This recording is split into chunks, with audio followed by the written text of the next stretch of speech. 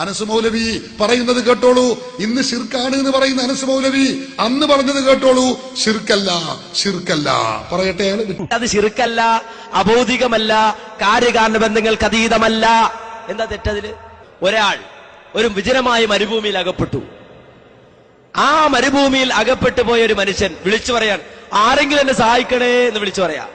അപ്പൊ അയാൾ ഉദ്ദേശിക്കാൻ, എന്റെ ശബ്ദം കേൾക്കുന്ന മലക്കുണ്ടെങ്കിൽ മലക്ക് കേട്ടോട്ടെ, എന്റെ ശബ്ദം കേൾക്കുന്ന ജിന്നുണ്ടെങ്കിൽ ജിന്നും കേട്ടോട്ടെ, എന്റെ ശബ്ദം കേൾക്കുന്ന മനുഷ്യനുണ്ടെങ്കിൽ മനുഷ്യനും കേട്ടോട്ടെ എന്ന് വിചാരിച്ചിട്ട് അദ്ദേഹം വിളിച്ചു പറയുന്നത്.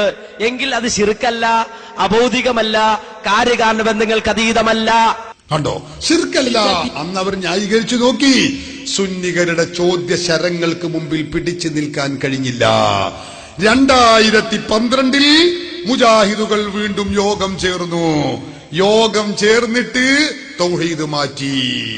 അവർ പറഞ്ഞു, ഇനി മുതൽ അത് ശിർക്കാകുന്നു. സുന്നി പക്ഷത്തിന് ഇന്ന് ചോദ്യം ചോദിച്ചു, യാ ഇബാദല്ലാഹി അഈനൂനി, അല്ലാഹുവിന്റെ അടിമകളെ, വിജനപ്രദേശത്ത് വെച്ച് എന്നെ സഹായിക്കണേ എന്ന് വിളിച്ചാൽ അത് ശിർക്കാണോ തൗഹീദാണോ എന്ന് ചോദിച്ചപ്പോ ഹനീഫ മൗലവി പറഞ്ഞു, അത് ശിർക്കാകുന്നു. കേട്ടോളൂ അയാൾ പറയുന്നത്. മുജാഹിദുകളെ സംബന്ധിച്ചിടത്തോളം ഒരാശങ്കയുമില്ല. നമ്മുടെ സമൂഹത്തിലുള്ള ആളുകൾ അല്ലാഹുവല്ലാത്ത ആരോടെങ്കിലും പ്രാർത്ഥന നടത്തുന്നുവെങ്കിൽ, ആരോടെങ്കിലും പ്രതിസന്ധിയുടെയും പ്രയാസങ്ങളുടെയും സമയങ്ങളിൽ രക്ഷപ്പെടാൻ വേണ്ടി തേടുന്നുവെങ്കിൽ അത് ശിർക്കാണ് എന്ന കാര്യത്തിൽ സംശയമില്ല. അത് വിജനപ്രദേശത്തായാലും ശരി, അതല്ല ആളുകളുള്ള പ്രദേശത്തായാലും ശരി, കരയിലായാലും ശരി, കടലിലായാലും ശരി, മഹാനോടായാലും ശരി, നബിയോടായാലും ശരി, ജിന്നിനോടായാലും ശരി, മലക്കിനോടായാലും ശരി, പിശാചിനോടായാലും ശരി, ശിർക്കാണ് എന്ന കാര്യത്തിൽ മുജാഹിദ് പ്രസ്ഥാനത്തിന് യാതൊരു എതിർപ്പുമില്ല, സംശയമില്ല, ശിർക്ക് തന്നെ. അപ്പൊ സുന്നി പക്ഷത്തിൽ നിന്ന് വീണ്ടും ചോദ്യം വന്നു. അങ്ങനെയാണെങ്കിൽ 2007 ഏപ്രിൽ മാസത്തിൽ നിങ്ങളുടെ മുജാഹിദ് പത്രം ഇസ്ലാഹി മാസിക, ആ ഇസ്ലാഹി മാസികയിൽ എഴുതിയതെന്താ? ശിർക്കല്ല എന്ന് എഴുതിയല്ലോ. നിങ്ങളെ ഇസ്ലാഹി മാസിക നിങ്ങളെ മുജാഹിദ് പത്രമല്ലേ? എഴുതിയ മൗലവി അബ്ദുൽ ജബ്ബാർ മൗലവിയല്ലേ? അത് നിങ്ങൾക്ക് തൗഹീദ് പഠിപ്പിച്ചിരുന്ന ആളല്ലേ? അയാൾ എഴുതിയത് ശിർക്കാണോ? കുടുങ്ങിയില്ലേ? നെഞ്ചിരല്ലേ ചങ്കിരല്ലേ തറച്ചത്? അതിങ്ങനെ ഊരാക്കുടുക്കിൽ കെട്ടിപ്പിടഞ്ഞു. അപ്പോ ഹനീഫ മൗലവി ഉടനെ പ്രഖ്യാപിച്ചു, ഇസ്ലാഹി മാസികയിൽ എഴുതിയത് ശിർക്ക് തന്നെ. ഞങ്ങൾ പറയുന്നു, ഈ ഇസ്ലാഹ് മാസികയിൽ വന്നത് അത് ശിർക്കാണ്, അത് ശിർക്കാണെന്ന് ഞങ്ങൾ എഴുതി. ഇനി അയാള് മുശ്രിക്കാണോ ഇയാള് മുശ്രിക്കാണോ, അങ്ങനെ ആളെ മുശ്രിക്കാക്കലല്ല ഞങ്ങളുടെ പണി. ഇത് ശിർക്കാണ്, ഞങ്ങളെതിരെ പറഞ്ഞു, ഞങ്ങളത് പ്രഖ്യാപിച്ചു. കേട്ടില്ലേ? ഈ ഇസ്ലാഹി മാസിക മുജാഹിദിന്റെ പത്രമാണ്, അത് ശിർക്കാണ് എഴുതിയത്. എന്നിട്ട് ഇപ്പൊ അവർ തീരുമാനിച്ചിരിക്കുകയാണ് 2012 അബ്ദുസലാം സുല്ലമിയിൽ നിന്നും കടമെടുത്ത തൗഹീദ് അതിവിടെ പറയാണ്. ഇത് അനസ് മൗലവി കുമ്പസരിച്ചാൽ തീരുന്ന പ്രശ്നമല്ല. ഈ പ്രസ്ഥാനം നാളിതുവരെ പുലർത്തിപ്പോന്ന ആദർശം തെറ്റിന്നാ പറയുന്നത്. നമ്മൾ 2012 വരെ ശിർക്കിലായിരുന്നു.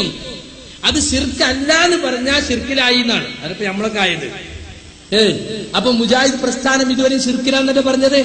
എന്താണ് ഈ പറയുന്നത്? അതന്നെ ആകെ പുടുത്തം വിട്ടു, കാറ്റൊഴിഞ്ഞ ബലൂണ് പോലെയാവുന്നു. അവസാനം ഇപ്പൊ മുജാഹിദ് എത്തി നിൽക്കുന്നത് എവിടെയാണെന്ന് ചോദിച്ചാൽ, ഇമാമുകൾ ഈ ശിർക്ക് പറയുന്നതനുസരിച്ച് ഇമാമുകൾ മുശ്രിക്കാണ്, കാഫിറാണ് എന്ന് പറയേണ്ടി വരും എന്നാ മുജാഹിദ് പറയുന്നത്. എന്താ കാരണം?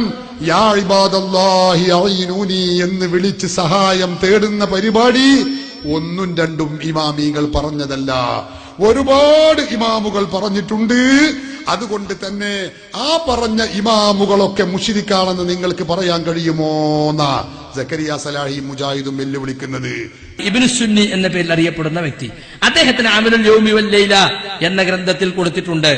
അതായത് നിങ്ങളുടെ മൃഗം ചാടിപ്പോയാൽ, നിങ്ങളെ വാഹന മൃഗം നിങ്ങൾക്ക് മരുഭൂമി നിങ്ങളെ കൈവിട്ട് ചാടിപ്പോയാൽ, യാ ഇബാദല്ലാഹി യഹ്ബിസു, അള്ളാഹുവിന്റെ അടിമകളെ അതിനെ തടഞ്ഞു വെക്കൂ എന്ന് വിളിച്ചു പറയാൻ പറയുന്ന ഒരു റിപ്പോർട്ടുണ്ട്. ആ റിപ്പോർട്ടും ദുർബലമാണ്. പക്ഷെ ഇബ്നു സുന്നി അദ്ദേഹത്തിന്റെ അമലുൽ യൗമി വൽ ലൈല എടുത്തു കൊടുത്തിട്ടുണ്ട്. അതുപോലെ തന്നെ ഇമാം ബൈഹഖി 458 5-ാം നൂറ്റാണ്ടിൽ മരിച്ച ആളാണ്. അദ്ദേഹത്തിന്റെ കിതാബുൽ ആദാബി എന്ന ഗ്രന്ഥത്തിൽ ഈ ഹദീസ് എടുത്തു കൊടുത്തു. എന്നിട്ട് അദ്ദേഹം പറയാണ്, മുസ്തഅമലുൻ ഇൻദ സാലിഹീന മിൻ അഹ്ലിൽ ഇൽമി, സാലിഹീങ്ങളായ പണ്ഡിതന്മാരുടെ അടുക്കൽ ഇത് ഉപയോഗിച്ചു വരുന്നുണ്ട്. അപ്പൊ അതിൽ ശിർക്കില്ല. നബി പറഞ്ഞതായിട്ട് തെളിഞ്ഞിട്ടില്ലെങ്കിൽ പോലും ആ വിളിയിൽ എന്തില്ല? ഒരു പ്രാർത്ഥനയില്ല. അതുകൊണ്ട് സാലിഹീങ്ങളായ ആളുകൾ മുമ്പ് എന്ത് ചെയ്തിട്ടുണ്ട്? അത് ചെയ്തു പോയിട്ടുണ്ട്. അപ്പൊ സഹീഹാണെന്ന വിചാരത്തിലോ അല്ലെങ്കിൽ അത്ര വലിയ ദഈഫില്ല അത് അദ്കാറിൽ കുഴപ്പമില്ല എന്ന നിലപാട് കൊണ്ടോ ആയിരിക്കാം അവരങ്ങനെ ചെയ്തത്.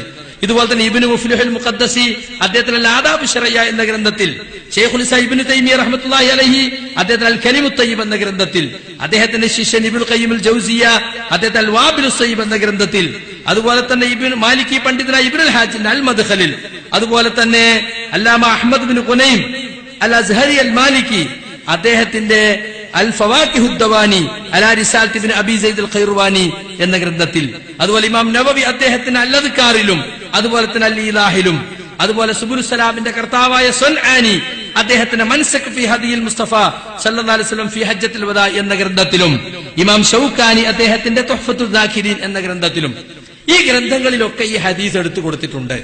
രണ്ട് നിലക്കാണ്. ഒന്നത് സഹീഹാണ് എന്ന നിലക്ക്, ഇനി ലഈഫ് ആണെങ്കിലും അദ്കാറിൽ കുഴപ്പമില്ല എന്ന നിലക്ക്. ഞാൻ പറയുന്നത് അവരാരും അതിൽ ശിർക്ക് കണ്ടിട്ടില്ല, അവരാരും അതിൽ അല്ലാഹു അല്ലാത്തവരോടുള്ള ഒരു പ്രാർത്ഥന കണ്ടിട്ടില്ല. അതുകൊണ്ട് ഇപ്പൊ ഈ മൂവർ സംഘത്തിന്റെ വാദപ്രകാരം ഇവരൊക്കെ ശിർക്ക് പ്രചരിപ്പിച്ചവരായി. അതാണ് ഇതിന്റെ അപകടം, വലിയ അപകടമാണ്. അത് പറഞ്ഞ് സംഘടനയിൽ നിൽക്കാൻ വേണ്ടി മുൻകഴിഞ്ഞ ഇമാമുകളുടെ പേരിലൊക്കെ ശിർക്ക് ആരോപിക്കാൻ സക്കരിയ സലാഹി നിന്നുകൊടുക്കണമെന്നാ പറയുന്നത്. നിങ്ങൾ എന്നെ KJU-വിന്റെ പ്രസിഡന്റ് ആക്കാന്ന് പറഞ്ഞാലും എനിക്കതിന് കഴിയില്ല.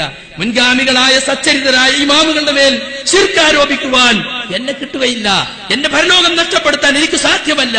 ഇവിടുത്തെ ചില താൽക്കാലികമായ ചില സ്ഥാനമാനങ്ങൾക്ക് വേണ്ടി നിങ്ങൾക്ക് പലതും പറയാം, പലതും മാറ്റി പറയാം. പക്ഷേ ഇമാമുകളുടെ മേൽ ശിർക്ക് ആരോപിക്കുന്നതിൽ എനിക്ക്